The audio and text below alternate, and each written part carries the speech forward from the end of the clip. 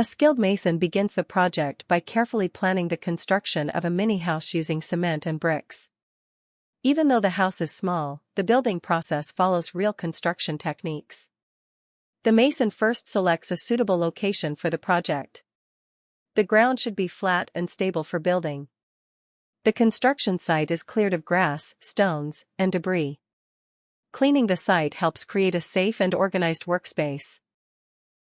After clearing the area, the mason measures the layout of the mini house. Measuring tools ensure that the dimensions are accurate. Wooden stakes and strings are used to outline the structure. This step helps define the exact boundaries of the house. Once the layout is complete, foundation work begins. The mason digs a shallow trench along the marked lines. The trench will hold the base of the foundation. The bottom of the trench is leveled carefully. A firm base is important for structural stability. Gravel may be added to improve drainage. The mason prepares a concrete mixture. Cement, sand, gravel, and water are mixed together. The mixture must have a smooth and workable consistency. The concrete mixture is poured into the trench. The mason spreads the concrete evenly. Tools are used to level the surface of the foundation. This base layer forms the footing of the mini house. The concrete must be left to cure and harden.